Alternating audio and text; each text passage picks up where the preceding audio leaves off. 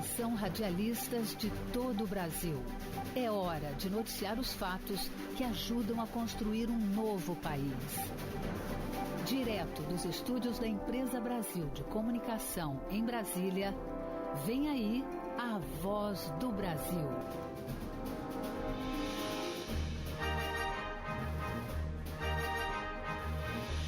Em Brasília, 19 horas.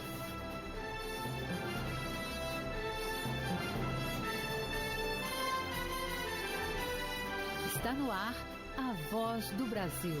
As notícias do governo federal que movimentaram o país no dia de hoje. Olá, boa noite. Boa noite para você que nos acompanha em todo o país. Quarta-feira, 21 de setembro de 2022. E vamos ao destaque do dia. Sancionada lei que obriga planos de saúde a cobrirem tratamentos fora da lista da ANS. Medida deve beneficiar 50 milhões de usuários de planos. E você também vai ouvir na Voz do Brasil. Banco Central mantém taxa básica de juros em 13,75%. Preservação de florestas, biocombustíveis e iniciativas de educação ambiental. Temas da entrevista ao vivo do dia com o ministro do Meio Ambiente, Joaquim Leite. Hoje, na apresentação da Voz do Brasil, eu, Mariana Jungmann e Gabriela Mendes. E assista a gente ao vivo pela internet. Acesse voz.gov.br.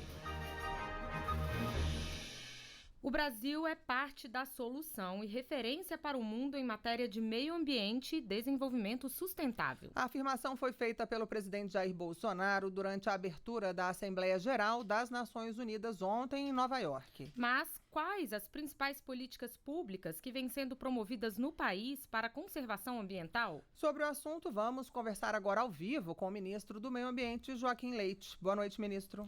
Boa noite, obrigado pelo convite. Ministro, em discurso nas Nações Unidas, o presidente Jair Bolsonaro disse que 80% da floresta amazônica continua intocada. Qual trabalho vem sendo feito para preservar a área? Esse é um dado, a fonte desse dado é a Embrapa Territorial, um número um pouco maior que 80%. O que nós temos feito? O Ministério da Justiça lançou uma operação Guardiões do Bioma para combater desmatamento e incêndios ilegais na região. Serão 10 bases, nós já instalamos 6 bases, e quem está coordenando essa operação é o ministro Anderson Torres, atuando de forma contundente para combater todo tipo de crime na região, e especialmente crimes ambientais.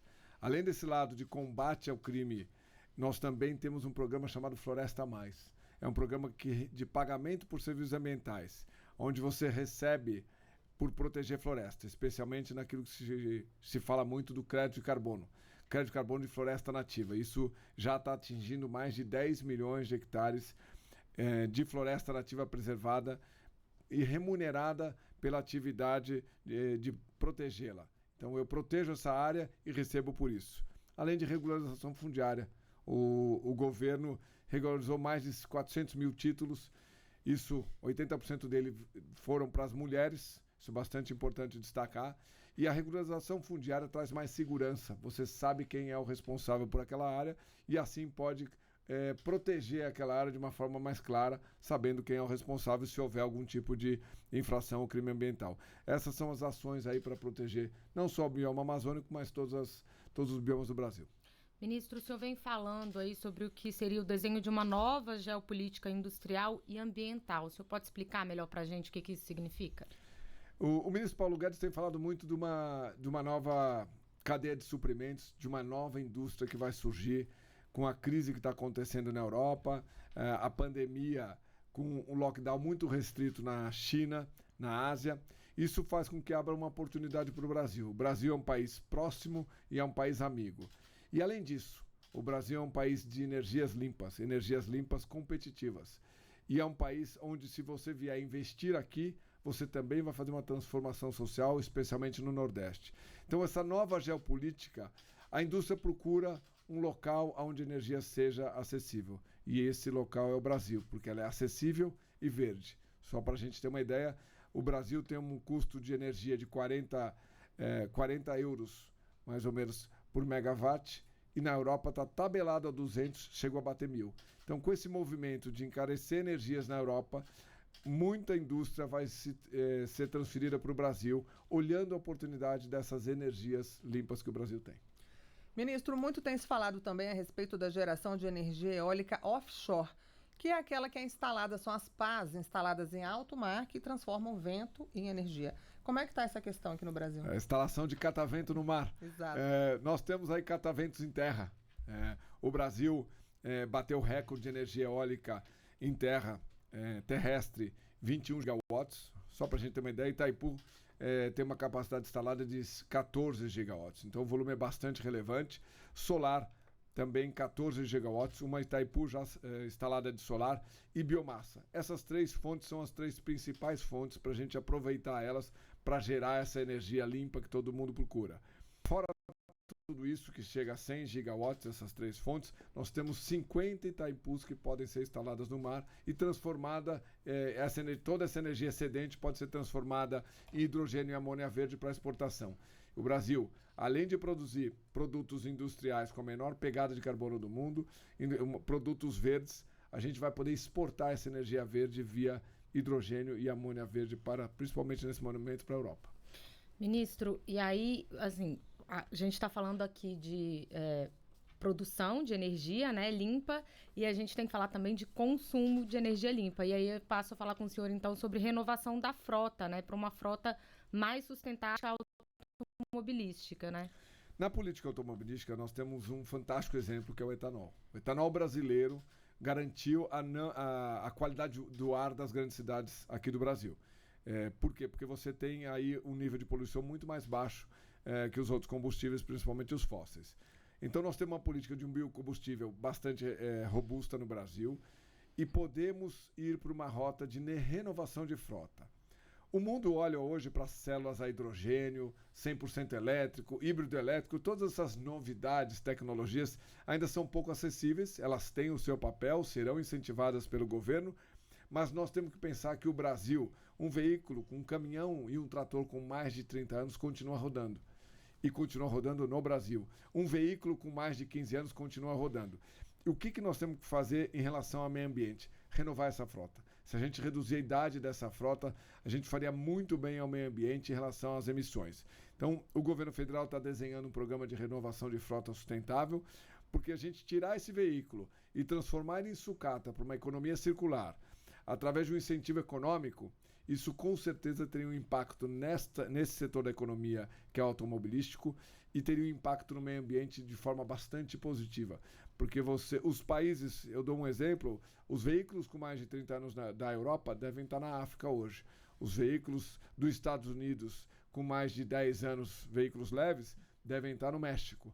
Os veículos brasileiros já com mais de 15, 20, 30 anos, continuam no Brasil e a gente tem que renovar eles. A gente tem que tirar eles de circulação e, através de incentivos econômicos, isso seria uma grande ação. Nós estamos desenhando esse programa e eu acho que esse é o caminho. O Brasil pode mostrar que tem as suas próprias rotas. Nós vamos na direção de uma mobilidade e uma logística com baixíssima emissão ou neutra em emissões, mas fazendo soluções brasileiras. A gente tem uma previsão para esse futuro aí, ministro, de novas frotas?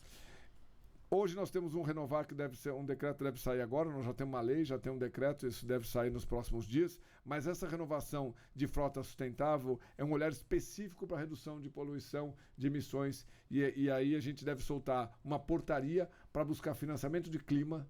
Eu acho que é bastante importante, o mundo fala muito em financiamento climático, ele só vai ganhar escala se a gente trouxer ele para o setor privado.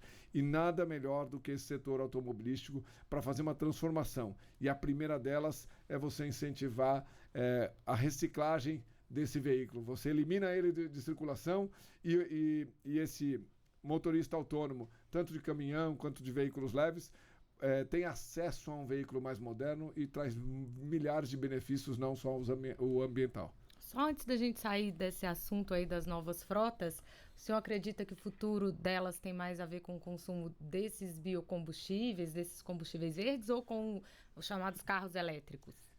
Eu acho que todas as rotas são importantes. O Brasil é um país de todas as rotas. Quando você fala de um veículo elétrico, você tem que ter uma capacidade instalada de energia bastante complexa.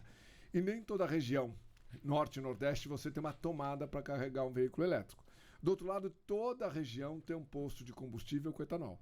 E você pode abastecer com etanol e assim evitar emissões de uma forma bastante relevante. Além disso, você pode transformar o etanol em hidrogênio dentro do veículo. É uma tecnologia nova e você pode colocar isso em caminhões e trens. Então imagina um caminhão com uma autonomia de 1.500 quilômetros com um custo 20 vezes menor do que se ele abastecesse com diesel. Então, o grande desafio dessas novas tecnologias é baratear o custo do transporte. Então, a gente tem que olhar todas as rotas, incentivar todas elas. Em algumas cidades vai caber o 100% elétrico, em algumas regiões da cidade caberia o 100% elétrico, uma autonomia mais curta, mas um Brasil continental precisa de veículos que andem 500, 1.500 quilômetros e rodovias também. Na Europa, o primeiro trem a hidrogênio começou a circular agora. Eu acredito que nós vamos desenhar rotas verdes. Rotas de trens a hidrogênios, navio a hidrogênio, e aí você tem uma rota verde de exportação de produto brasileiro. Agora, ministro, uma medida concreta já tomada pelo Brasil para reduzir a emissão de gás de efeito estufa na atmosfera foi o Metano Zero, que foi um programa lançado esse ano. O senhor podia explicar um pouquinho como é que ele funciona? O programa Metano Zero, ele traz o foco para os resíduos orgânicos da cidade e do campo. No campo, suinicultura, avicultura, açúcar e álcool e laticínios. E na cidade, os aterros sanitários. Quando você pega esse resíduo orgânico e transforma ele em biogás ou biometano, biogás para eletricidade, biometano para combustível, você acelera esse processo de redução de emissões que o Brasil caminha. Você quer a neutralidade climática? Não evita o metano na atmosfera. O metano representa 25 carbonos equivalentes, vamos dizer assim. Então, a gente reduziu os impostos federais para compra de equipamentos, trouxe financiamento do Fundo do Clima específico para biometano e assim o setor privado vai acelerar tudo isso e vai substituir o combustível por um combustível mais barato. Eu acho que a gente busca a solução climática lucrativa. Tem que ser lucrativa para o empreendedor, tem que ser lucrativa para as pessoas e para a natureza.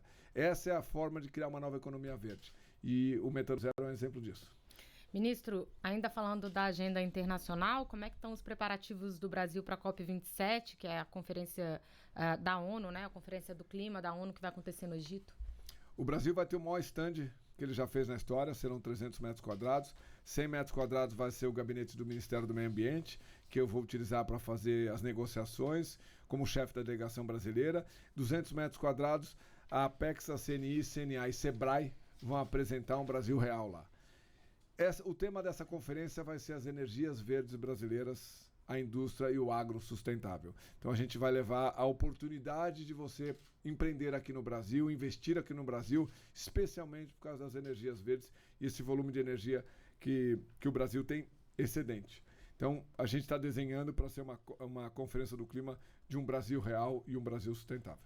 Ministro, falando de energias mais verdes, vamos falar um pouquinho do Escolas Mais Verdes, que é uma iniciativa lançada pelo Ministério do Meio Ambiente, que é uma ação que tem como objetivo promover a sustentabilidade nos colégios. Como é que se dá essa iniciativa que promove esse meio ambiente desde cedo aí no ambiente escolar?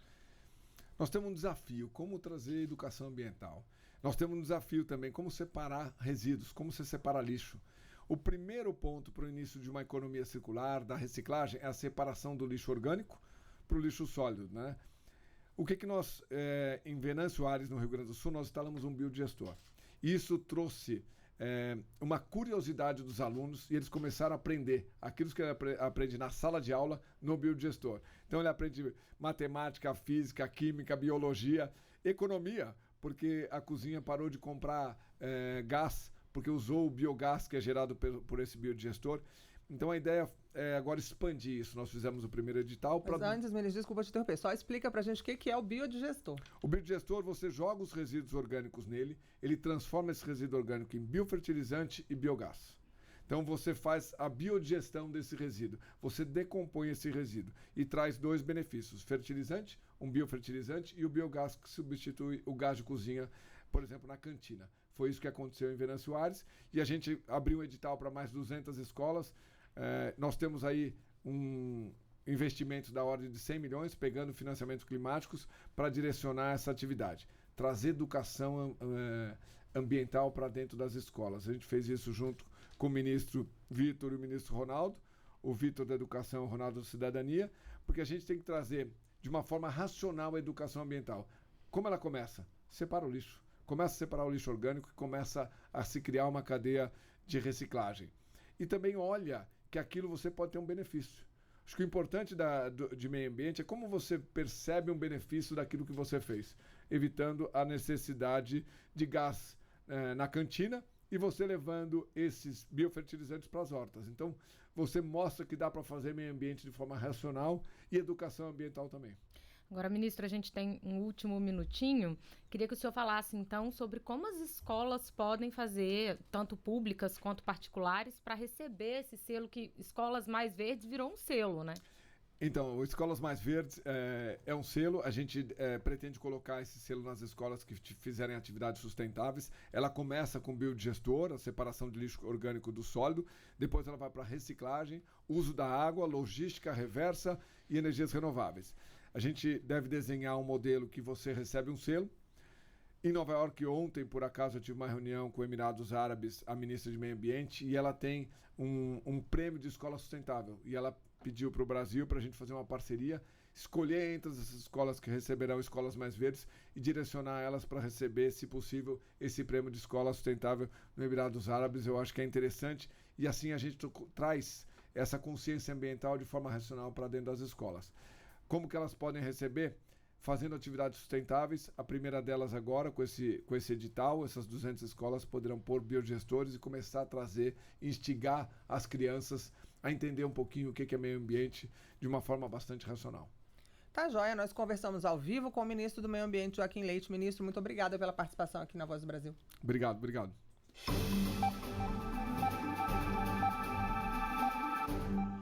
Pois é, e que tal deixar o carro na garagem e sair para o trabalho ou lazer de bicicleta? Essa é a proposta do Dia Mundial Sem Carro, que ocorre amanhã. O governo incentiva estratégias como a construção de ciclovias para o usuário andar de bicicleta com mais segurança.